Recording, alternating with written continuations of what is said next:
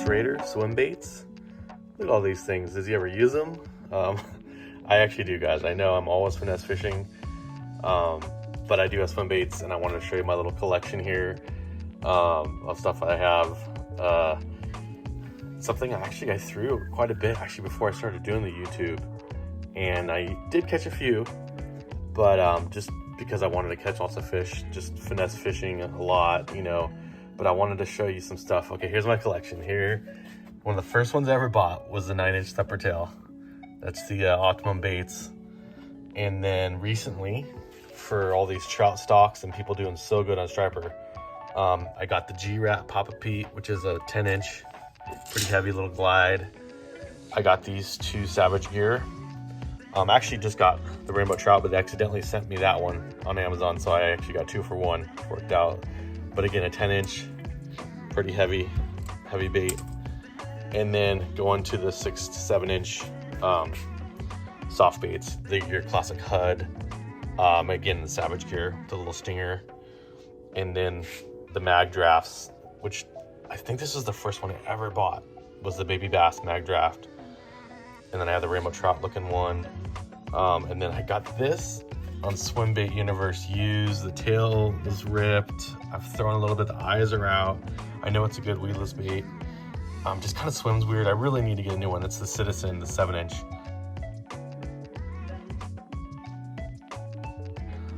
It's just so hard to get them. And then this is like your G-Rats Walking Willie, Wild Willie, I think they call it. It's your trout walking bait. Just got it. Just threw it one time up a pyramid, as you saw. And then just glides. They're your Guggen, you know, your Guggen crappie glide. And then your DRT Tiny Clash, which I got with the sale of my little boat, but I love how it swims. It's really cool. I've thrown it actually a bunch, believe it or not. You haven't seen it. I've thrown it around quite a bit at the lower lake. S-Waver, which I've had forever. And then this one I want to tell you a quick story about. This is the one glide that I caught a fish on, spending 2 days down in San Diego when we're on a little holiday vacation at Lake San Marcos. I spent probably 5 hours just throwing this bait, and it was right when I got my first camera for filming fishing.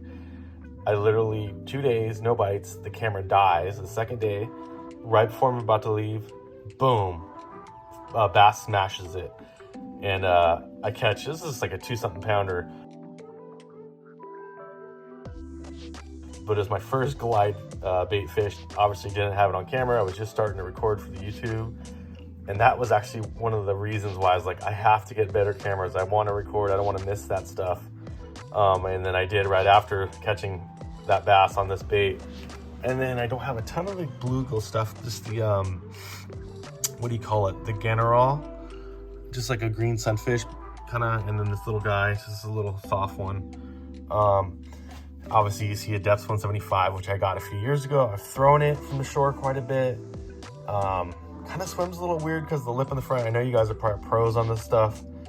Yeah, I just, so I got that. And then I just got this one recently because I thought it looked so unique. It's the D3 Swimbait Universe and Rago Baits collaboration. It just looks so cool and unique.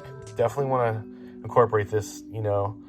It can be wake or cranked down, whichever you tie it onto. It looks like really cool bait.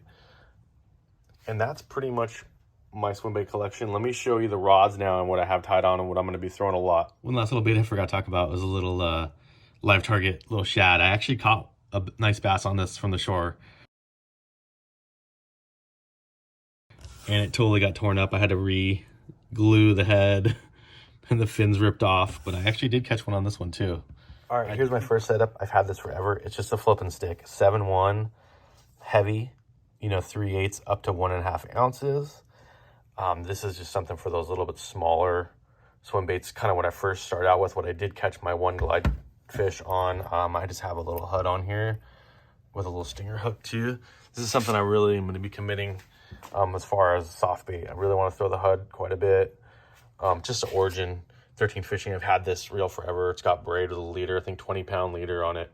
But this, you know, just a short little heavy flip in. Okay, from my flipping stick and the smallest setup now to the big heavy 8-foot heavy, 13 fishing, rated between 4 and 8 ounces, super heavy broomstick. I actually got this years and years ago before I YouTubed or anything. I literally got this, and then I got the Cardiff, and I think just what, 20-pound test, and I would just throw the 8-inch HUD all the time from the shore on the dam with it. Never caught anything though, but I definitely tried. So I've had this rod for a while. Haven't used it much lately because I haven't really been throwing any big swim baits, but I was throwing the G-Rat Papa Pete with it recently, and this is the bigger Savage Gear, or it's the 8-inch one, still pretty heavy. And then back there are the 10-inch, which are really heavy. You can see them up there. I have all my swim baits up top of my cabinet right here, and then there's that G-Rat up there, and then the thumper tail I would put on there, just the heavier stuff. You know, 25-pound test on here, the Cardiff. It's awesome though, it casts a mile. It's just good for those real heavy swim baits. All right, and now my favorite rod for throwing these swim baits is the iRod Poe Mag Stick Coastal, and it's rated for up to 2 ounces, but again, just for those 6 to 7 ounce baits. And you can see I have a depths 175 with the Birch Brown carp on it.